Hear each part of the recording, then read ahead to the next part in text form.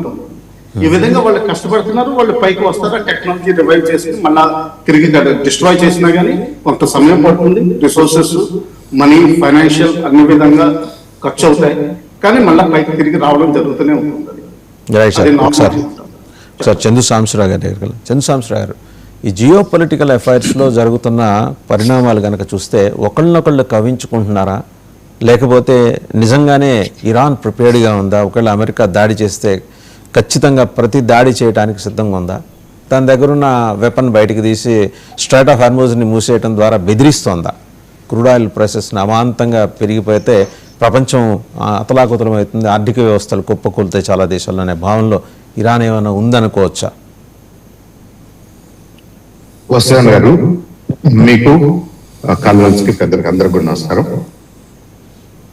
అది ఇక్కడ it's a very clear case of negotiations అండి. ఈ నెగోసియేషన్స్ లో ఇరాన్కి ఏం కావాలి? వాళ్ళ మీద ఉన్నటువంటి ఎకనామిక్ శాంక్షన్స్, అదర్ శాంక్షన్స్ ని లిఫ్ట్ చేయాలి. అప్పుడే వాళ్ళు ఆర్థికంగా బలపడగలరు, వాళ్ళకి ఇంటర్నల్ గా శక్తి పెరుగుతుంది, వాళ్ళ ప్రజానీకానికి ఉపయోగం అనేది ఇరాన్ స్టాండ్. అమెరికాకి ఏం కావాలి? సో అంటే at least on the surface west ఏషియాలో పీస్ కావాలి, ఎస్పెషల్లీ ఇజ్రాయెల్ సేఫ్ పొజిషన్ లో ఉండాలి. ఇజ్రాయెల్ ఛాలెంజ్ చేసే ఏ కంట్రీ అయినా, ఏ శక్తి అయినా మిలిటరిస్టిక్ గా బలపడటం అమెరికాకి ఇష్టం ఉంది, because of their ties with Israel అనుకోండి. ఇప్పుడు ఫ్రెండ్కి లేదంటే శత్రువుకు శత్రువు, మిత్రుడు, ఇవన్నీ ఈ డైనమిక్స్ అన్ని పనిచేస్తున్న మధ్యలో Iran is caught in the web అనుకుందాం. Under ordinary circumstances any sovereign country వాళ్ళు ఏం చేసుకోవాలి, ఎలా చేసుకోవాలన్నది నిజంగా ఇంకొక కంట్రీ వచ్చి డిక్టేట్ చేయడానికి లేదు.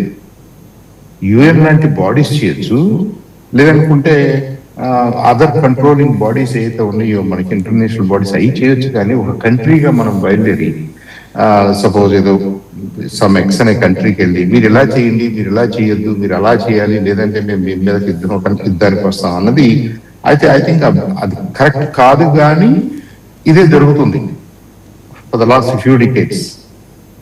అదే ధోరణిలో ట్రంప్ కూడా ఏం చేస్తారు, ఆయనే పెత్తనం తీసుకుని మీరు ఈ డ్యూల్కి ఒప్పుకోవాలి, లేదంటే you will face bad days అన్నట్టుగా మాట్లాడుతున్నాడు.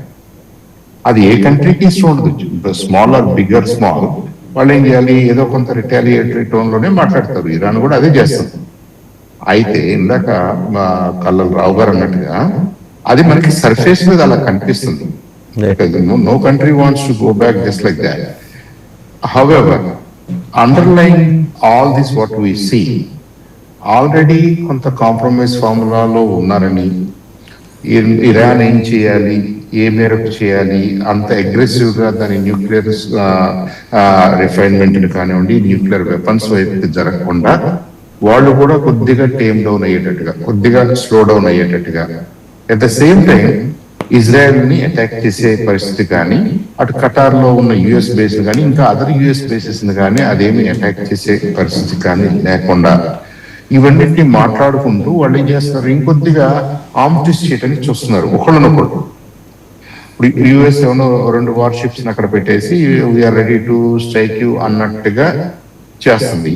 దానికి వాళ్ళ ఆర్గ్యుమెంట్ ఏంటంటే ఇరాన్ కు ఉన్నటువంటి most of the nuclear enrichment plants కానివ్వండి, ల్యాబ్స్ కానివ్వండి, వాళ్ళ సెక్యూరిటీ ఆఫీసెస్ కానివ్వండి, నెట్వర్క్స్, కమాండ్ సెంటర్స్ కానివ్వండి, అవన్నీ కూడా హైలీ పాపులేటెడ్ ఏరియాస్ లో ఉన్నాయి. కాబట్టి ఏదైనా యాక్షన్ తీసుకోవాల్సిన పరిస్థితి వస్తే in case of inevitability civilians loss ఉండకూడదు, కాబట్టి సివిలియన్స్ కి మేము హెచ్చరిస్తున్నాము అనే ధోరణిలో మీరు if you don't agree for this deal you will have bad days ahead అన్నట్టుగా వాళ్ళు అది ఒక రకమైనటువంటి వార్నింగ్ షాట్ లాగా చూడొచ్చు. మనం సివిలియన్స్ అలర్ట్ చేయడానికి అనుకోవచ్చు, which is a good strategy.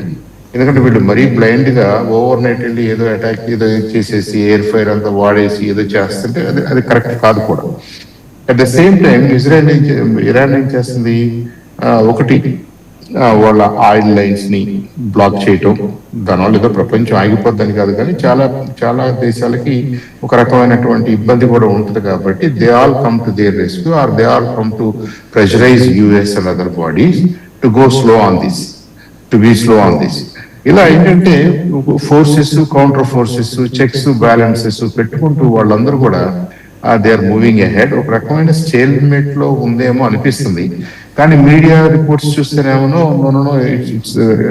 US is about to do something in this weekend అన్నట్టుగాను ఉంది. So let's wait and see. But ఏదేమైనా కానీ మరీ అగ్రెసివ్ గా ఒక కంట్రీని డ్యామేజ్ చేయాలన్నంతగా యుఎస్ కూడా వెళ్ళకపోవచ్చు.